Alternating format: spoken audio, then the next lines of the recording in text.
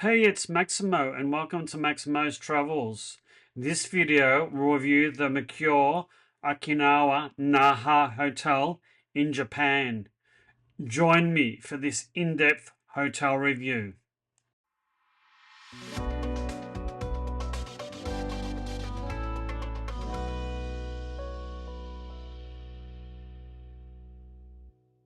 We stayed for 4 wonderful nights at the Mercure Okinawa Naha.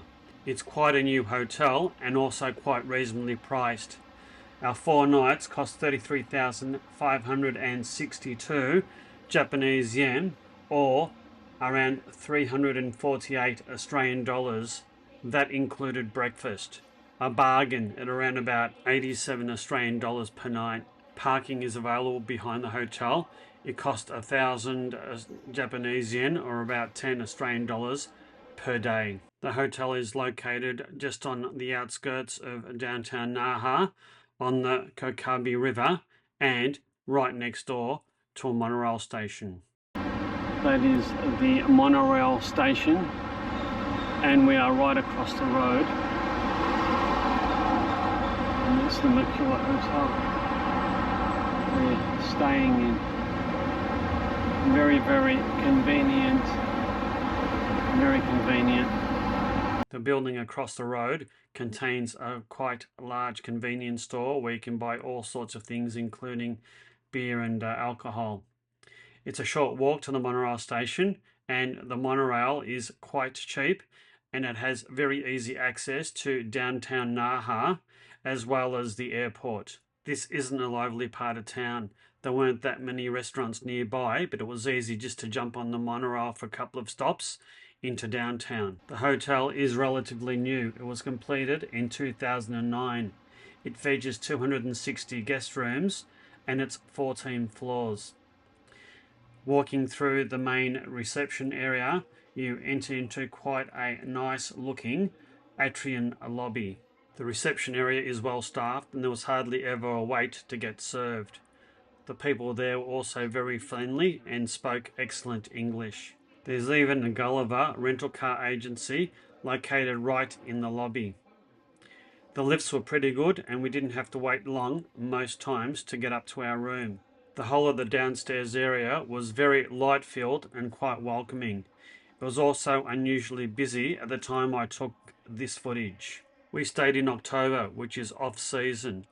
The restaurant was only open for breakfast. I do believe at other times of the year it's open for lunch and dinner. We received complimentary breakfast because of our Platinum Accor status, otherwise breakfast is paid. And whilst the restaurant wasn't open for dinner, Accor members could use the members lounge. This Accor members lounge would have to be one of the most disappointing ones I've ever seen in the Accor group. The couple of times we went in here, there were never ever any staff to help you out. Well, nothing here. Nothing there.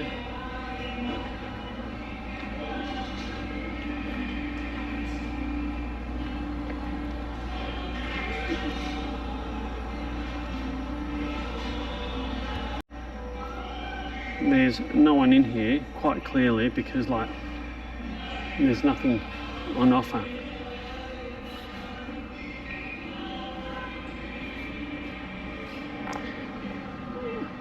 I suppose you could get a soft drink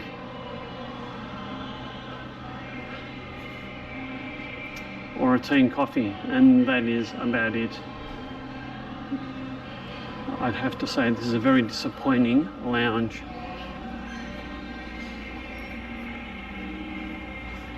Early the next morning. The difference between evening and morning in this area was quite stark. There were quite a few people here for breakfast, mostly Japanese tourists, very few Westerners. Breakfast was pretty good.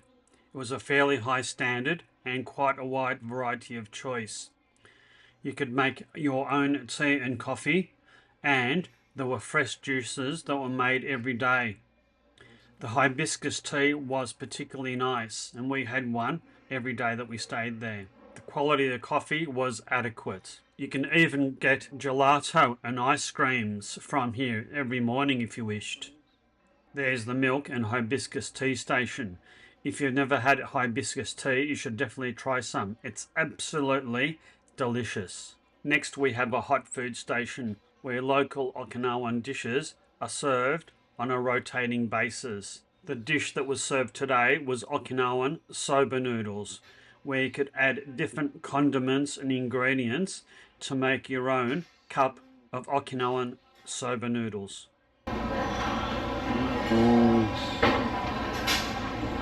Meatballs, kelp, ginger pork, rice,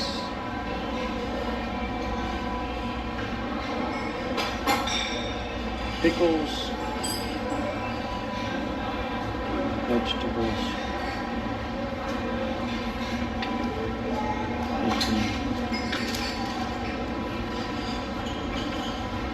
egg,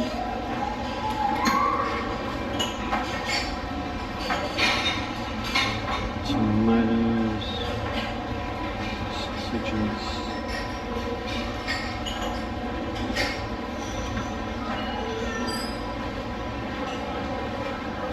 Not only were there Japanese and Okinawan dishes served, but they had traditional Western food such as bread, cereals, croissants, as well as cheeses and hams, cut meats, and a whole variety of salad dishes and ingredients that you could choose.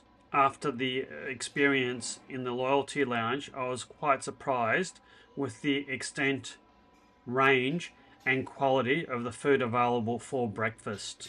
The hotel also had a spam omagiri station where a chef would expertly prepare spam and egg in an omagiri. Spam is considered a delicacy in Okinawa and consumers the most per head of population of anywhere in the world. So that is my spam onigiri and breakfast. So that's spam and egg and a sushi roll. A very traditional Okinawan dish.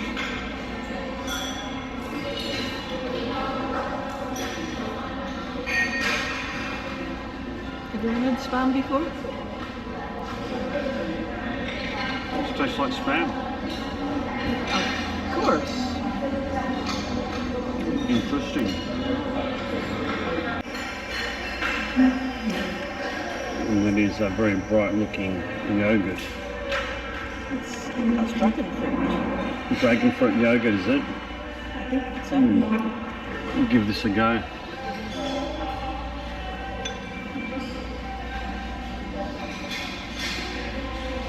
I'm sure you've had dragon fruit before. It's really tasted anything. No. Looks spectacular, but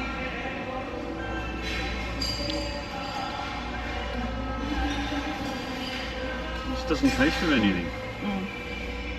It looks brilliant, but the looks can be deceiving. that's my memory of it too. Yeah. Interesting. The next morning.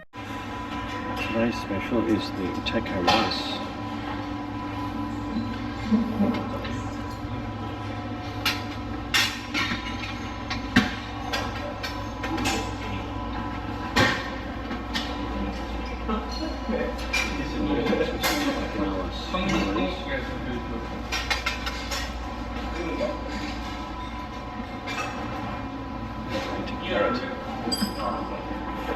I was particularly impressed that every morning the dishes changed and changed quite significantly.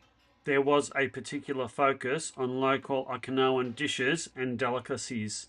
And I think one of my fondest memories of Okinawa and of this hotel would be of all the different foods that we tried. And the breakfast did make up a lot for not having any dining opportunities at the hotel. So I'm going to try some taco rice. a speciality of Okinawa. Alright, taco rice. It's basically taco mix with rice instead of a tortilla.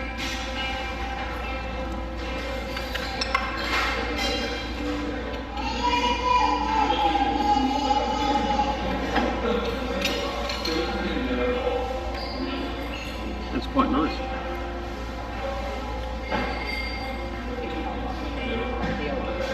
Very Mexican. Taco, nice. Interesting.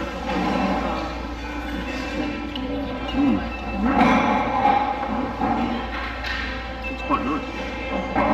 I'm enjoying it. A few moments later.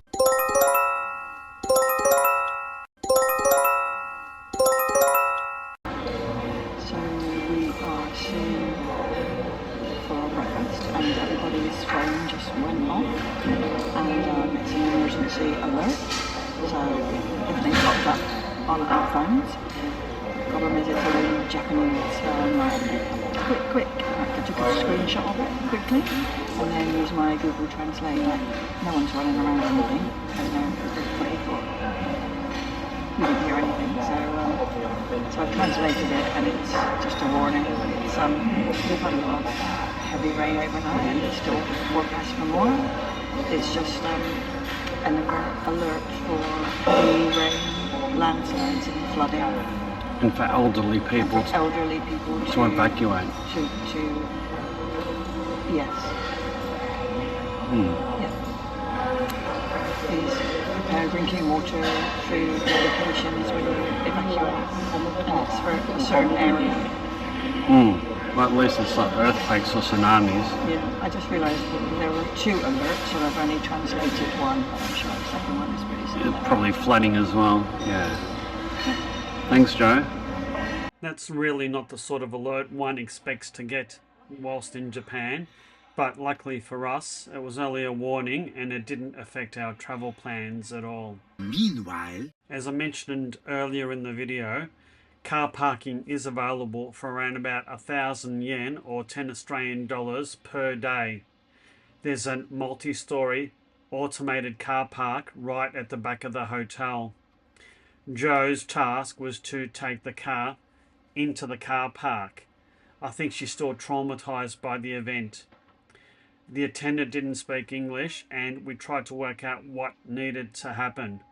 Clearly, Joe needed to drive the car into the parking bay, switch off the engine, put the car into park, and then get out of the car.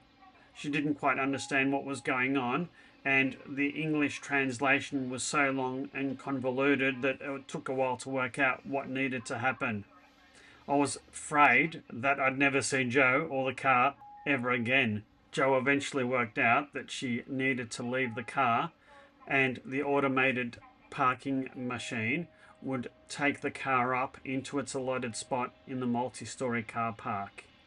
Of course, I was of no use, and I think Joe's still slightly traumatized by the whole event.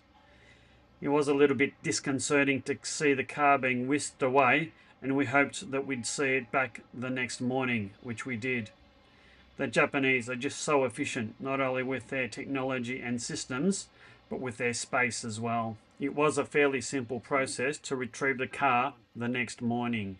The hotel didn't have a gym or swimming pool, so that leaves me to the moment you've all been waiting for, the room tour. We were staying in room 1022 on the 10th floor, reasonably high up. Because of my Accor membership, we were upgraded from a classic twin room to a superior twin room.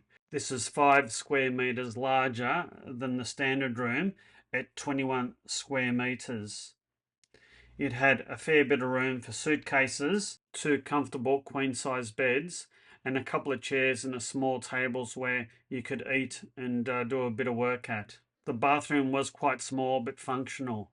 There were nicely provided toiletries, but there wasn't a lot of space to store all your toiletries and personal items. In this case, it proved particularly useful to have toiletry bags with hooks where you could store all your stuff out the way. The shower was over a bath and the water pressure was good and consistent. The room contained a small closet and a safe to store all your valuables. The closet wasn't very large and neither was the safe. The hotel was fairly new and had an adequate supply of power sockets and a few USB cables.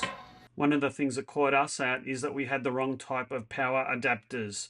Japanese ones are on the left, while American ones that we had are on the right. Those plugs are no good. The people at Mercure were nice to get us one of those plugs, an adapter. So that's what you need if you're coming to Okinawa, not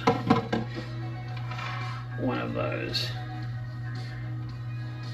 The room contained a reasonably spacious desk and chair, as well as tea and coffee making machines, and quite a large and effective fridge.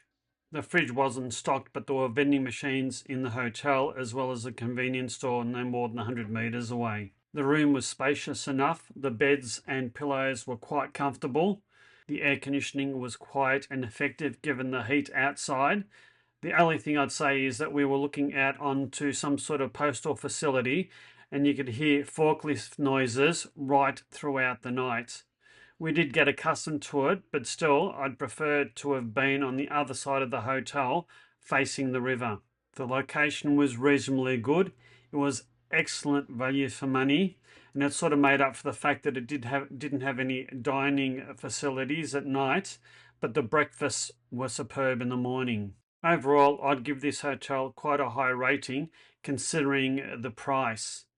Maximo's rating is 4.5 out of 5.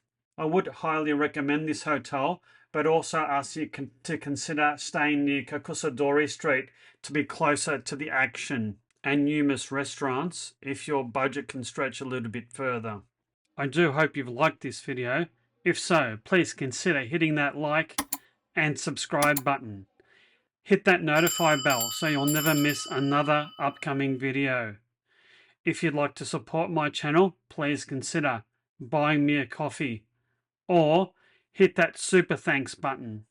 And until next time, you take care and bye now.